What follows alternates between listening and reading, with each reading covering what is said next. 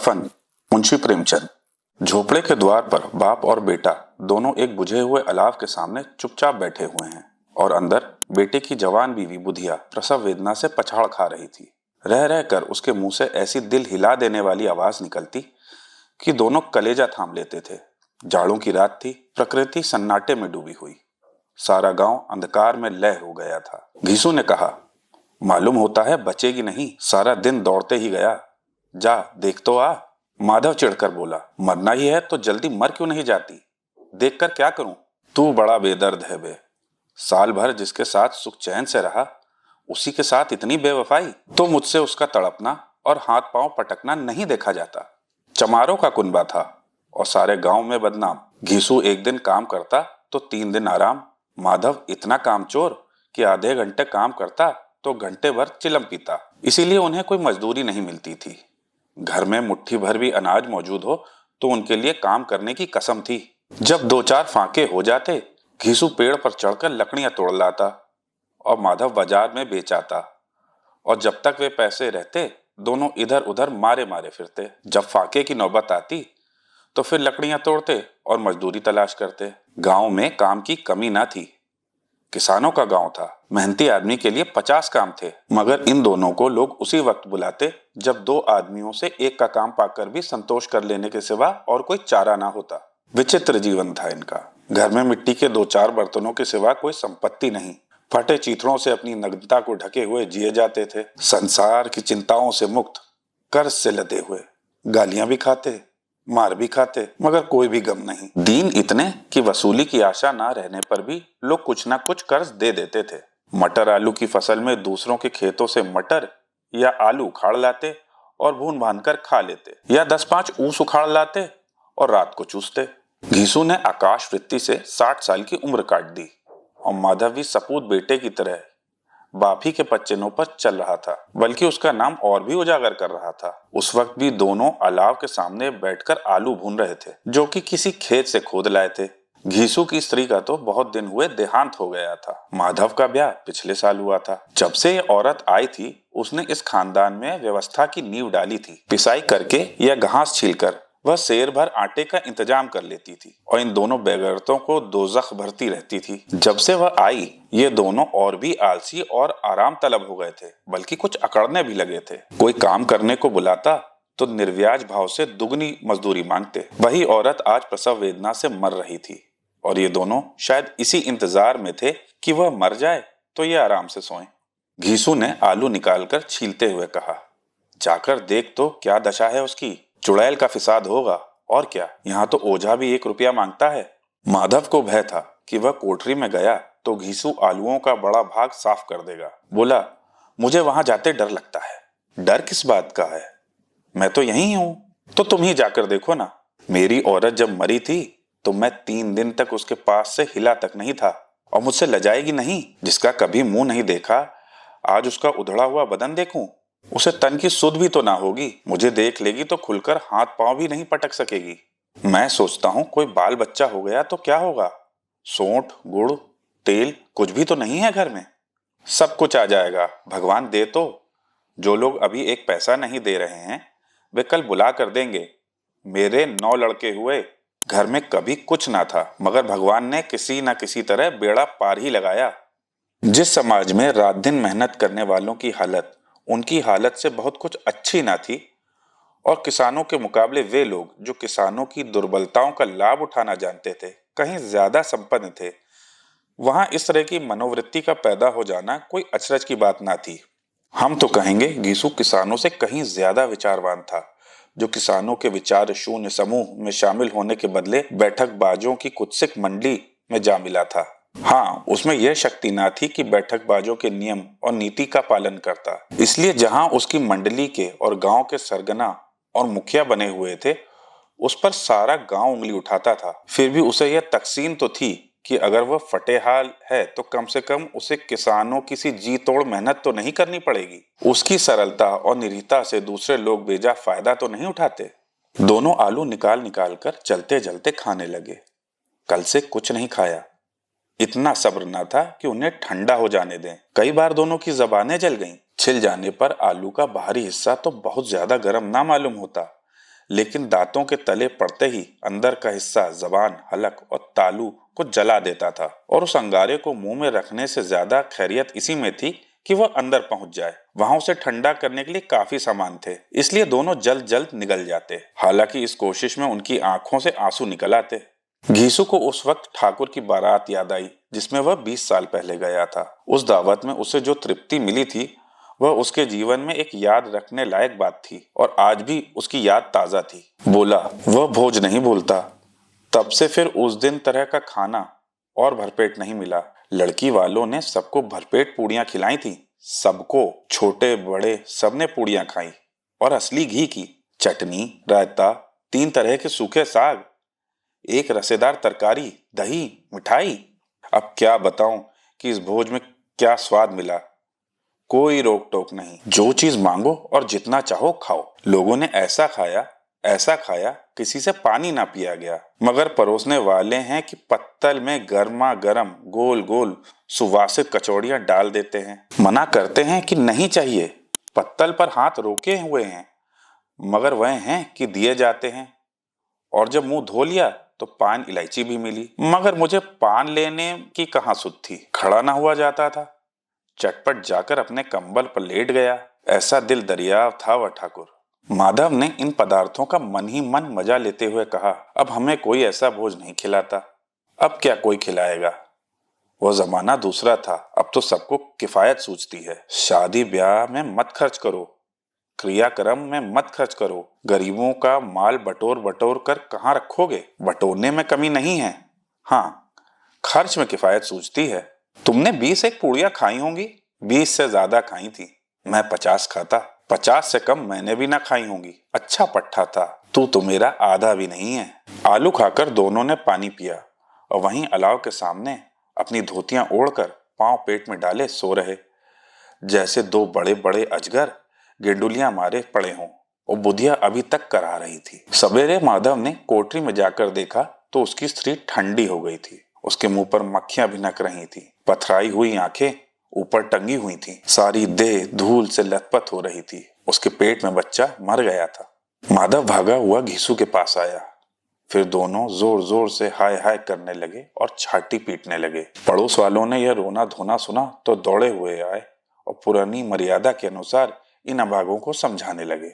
मगर ज्यादा रोने पीटने का अवसर ना था। कफन और लकड़ी की फिक्र करनी थी। पर घर में तो पैसे इस तरह गायब था जैसे चील के घोंसले में मांस। बाप बेटे रोते हुए गांव के जमींदार के पास गए। वह इन दोनों की सूरत से नफरत करते थे।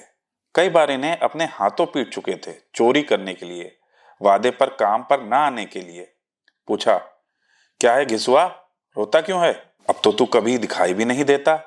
मालूम होता है इस गांव में रहना ही नहीं चाहता। घीसू ने जमीन पर सिर रखकर आंखों में आंसू भरे हुए कहा, सरकार बड़ी विपत्ति में हूँ। माधव की घरवाली रात को गुजर गई। रात भर तड़पती रही सरकार। हम दोनों उसके सिरहाने बैठे रहे। दवा दारू जो कुछ हो सका सब कुछ किया, मुदा वह हमें दगा दे गई। अब कोई एक रोटी देने वाला भी ना रहा मालिक। तबाह हो गए, घर उजड़ गया। आपका गुलाम हूँ। आपकी सिवा कौन। उसकी मिट्टी उठेगी। आपकी सिवा किसके द्वार पर जाऊं। जमींदार साहब दयालु थे, मगर घीसू पर दया करना काले कंबल पर रंग चढ़ाना था। जी में तो आया, कह दें चल दूर हो यहां से। यूं तो बुलाने से भी नहीं आता। आज जब गरज पड़ी तो आकर खुशामद कर रहा है। हरामखोर कहीं का, बदमाश। लेकिन यह क्रोध या दंड का अवसर न था। जी में करते हुए 2 रुपए निकाल कर फेंक दिए, मगर सांत्वना का एक शब्द भी मुंह से ना निकला। उसकी तरफ ताका भी नहीं, जैसे सिर का बोझ उतारा हो। जब जमींदार ने 2 रुपए दिए तो गांव के बनिए महाजनों को इनकार का साहस कैसे होता। घीसू जमींदार के नाम का ढिंडोरा भी पीटना खूब जानता था। किसी ने 2 आने दिए, किसी ने 4 आने। 1 घंटे में घीसू के पास 5 रुपए की अच्छी रकम जमा हो गई। कहीं से अनाज मिल गया, कहीं से लकड़ी। और दोपहर को घीसू और माधव बाजार से कफन लाने चले। इधर लोग बांस काटने लगे। गांव की नरम दिल स्त्रियां आ आकर लाश को देखती थीं और उसकी बेकसी पर 2 बूंद आंसू गिराकर चली जाती थीं। कैसा बुरा रिवाज है कि जीते जी तन ढकने को चीथड़ा भी ना मिले, उसे मरने के बाद कफन चाहिए। कफन लाश के साथ जल ही तो जाता है, और क्या रखा रहता है। यही 5 रुपए पहले मिलते तो कुछ दवा दारू कर लेते। दोनों एक दूसरे के मन की बात ताड़ रहे थे। बाजार में इधर उधर घूमते रहे, कभी इस बजाज की दुकान पर गए, कभी उसकी दुकान पर। तरह तरह के कपड़े, रेशमी और सूती देखे, मगर कुछ जचा नहीं। यहाँ तक कि शाम हो गई। तब दोनों ना जाने किस दैवी प्रेरणा से एक मधुशाला के सामने जा पहुंचे और जैसे किसी पूर्व निश्चित योजन से अंदर चले गए। वहां जरा देर तक दोनों असमंजस में खड़े रहे। फिर घीसू ने गद्दी के सामने जाकर कहा, साहू जी, एक बोतल हमें भी देना। इसके बाद कुछ चिखौना आया, तली हुई मछलियां आई और दोनों बरामदे में बैठकर शांति पूर्वक पीने लगे। कई कुज्जियां ताबड़तोड़ पीने के बाद दोनों सुरूर में आए। घीसू बोला, कफन लगाने से क्या मिलता है? आखिर जल ही तो जाता है, कुछ बहू के साथ तो ना जाता। माधव आसमान की तरफ देखकर बोला, मानो देवताओं को अपनी निष्पापता का साक्षी बना रहा हो। दुनिया का दस्तूर है, नहीं लोग बामनों को हजारों रुपए क्यों देते हैं? कौन देखता है परलोक में मिलता है या नहीं? बड़े आदमियों के पास धन है, चाहे फूकें, हमारे पास फूकने को क्या है? लेकिन लोगों को क्या जवाब देंगे? लोग पूछेंगे नहीं, कफन कहाँ है? घीसू हंसा, अबे कह देंगे कि रुपए कमर से खिसक गए, बहुत ढूंढा, मिले नहीं। लोगों को विश्वास तो ना आएगा, लेकिन फिर वही रुपए देंगे। माधव भी हंसा, इस अनपेक्षित सौभाग्य पर बोला, बड़ी अच्छी थी बेचारी, मरी भी तो खूब खिला पिला कर। अभी बोतल से ज्यादा उड़ गई। घीसू ने 2 सेर पूड़ियां मंगाई, चटनी, अचार, कलेजियां। शराब खाने के सामने ही दुकान थी। माधव लपक कर 2 पतलों में सारा सामान ले आया। पूरा 1.5 रुपया और खर्च हो गया, सिर्फ थोड़े ही पैसे बच रहे। दोनों इस वक्त शान से बैठे पूड़ियां खा रहे थे, जैसे जंगल में कोई शेर अपना शिकार उड़ा रहा हो। न जवाबदेही का खौफ, न बदनामी की फिक्र। इन भावनाओं को उन्होंने बहुत पहले ही जीत लिया था। घीसू दार्शनिक भाव से बोला, हमारी आत्मा प्रसन्न हो रही है, तो क्या उसे पुण्य न होगा? माधव ने श्रद्धा से सर झुकाकर तकसीद दी, जरूर से जरूर होगा। भगवान, तुम अंतर्यामी हो, उसे बैकुंठ ले जाना। हम दोनों हृदय से आशीर्वाद दे रहे हैं। आज जो भोजन मिला वो कभी उम्र भर ना मिला था। एक क्षण के बाद माधव के मन में शंका जागी। बोला, क्यों दादा, हम लोग भी तो एक दिन वहां ही जाएंगे? घीसू ने इस भोले भाले सवाल का कुछ उत्तर ना दिया। वह परलोक की बातें सोचकर इस आनंद में बाधा ना डालना चाहता था। जो वहां वह हम लोगों से पूछे कि तुमने कफन क्यों नहीं दिया, तो क्या कहेंगे? कहेंगे तुम्हारा सिर। पूछेगी तो जरूर, तू जानता है कि उसे कफन ना मिलेगा। तू मुझे ऐसा गधा समझता है? 60 साल क्या दुनिया में घास खोदता रहा हूं, उसको कफन मिलेगा, और इससे बहुत अच्छा मिलेगा। माधव को विश्वास ना आया। बोला, कौन देगा? रुपए तो तुमने चट कर दिए, वह तो मुझसे पूछेगी। उसकी मांग में सिंदूर तो मैंने डाला था। घीसू गर्म होकर बोला, मैं कहता हूं उसे कफन मिलेगा, तुम मानता क्यों नहीं? कौन देगा? बताते क्यों नहीं? वही लोग देंगे जिन्होंने इस बार दिया। हाँ, अब की रुपए हमारे हाथ ना आएंगे। ज्यों ज्यों अंधेरा बढ़ता था, सितारों की चमक तेज होती थी। मधुशाला की रौनक भी बढ़ती जाती थी। कोई गाता था, कोई डींग मारता था, कोई अपने संगी के गले लिपट जाता था, कोई अपने दोस्त के मुंह में कुल्हड़ लगाए देता था। वहां के वातावरण में सुरूर था, हवा में नशा।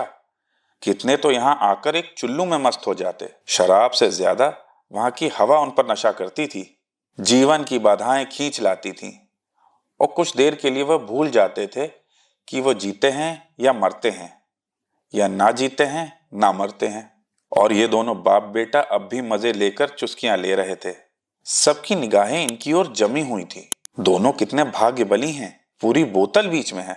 भर पेट खाकर माधव ने बची हुई पूड़ियों का पत्तल उठाकर एक भिखारी को दे दिया, जो खड़ा इनकी ओर भूखी आंखों से देख रहा था। और देने का गौरव, आनंद और उल्लास का उसने अपने जीवन में पहली बार अनुभव किया। घीसू ने कहा, ले जा, खूब खा और आशीर्वाद दे। जिसकी कमाई है वो तो मर गई, पर तेरा आशीर्वाद उसे जरूर पहुंचेगा। रोए रोए से आशीर्वाद दे, बड़ी गाढ़ी कमाई के पैसे हैं। माधव ने फिर आसमान की तरफ देखकर कहा, वह वैकुंठ में जाएगी दादा, वह वैकुंठ की रानी बनेगी। घीसू खड़ा हो गया और जैसे उल्लास की लहरों में तैरता हुआ बोला, हाँ बेटा, वैकुंठ में जाएगी। किसी को सताया नहीं, किसी को दबाया नहीं, मरते मरते हमारी जिंदगी की सबसे बड़ी लालसा पूरी कर गई। वह ना वैकुंठ जाएगी तो क्या ये मोटे मोटे लोग जाएंगे, जो गरीबों को दोनों हाथों से लूटते हैं और अपने पाप को धोने के लिए गंगा में नहाते हैं और मंदिरों में जल चढ़ाते हैं? श्रद्धालुता का यह रंग तुरंत ही बदल गया। अस्थिरता नशे की खासियत है। दुख और निराशा का दौरा हुआ। माधव बोला, मगर दादा, बेचारी ने जिंदगी में बड़ा दुख भोगा, कितना दुख झेल कर मरी। वह आंखों पर हाथ रखकर रोने लगा, चीखे मार मार कर। घीसू ने समझाया, क्यों रोता है बेटा? खुश हो कि वह माया जाल से मुक्त हो गई, जंजाल से छूट गई। बड़ी भाग्यवान थी जो इतनी जल्दी मोह माया के बंधन तोड़ दिए। और दोनों खड़े होकर गाने लगे, ठगनी क्यों नैना झमकावे ठगनी। पियक्कड़ों की आंखें इनकी ओर लगी हुई थी और ये दोनों अपने दिल में मस्त गाते जाते थे। फिर दोनों नाचने लगे, उछले भी, कूदे भी, गिरे भी, मटके भी, भाव भी बनाए, अभिनय भी किए और आखिर नशे से बदमस्त होकर वहीं गिर पड़े।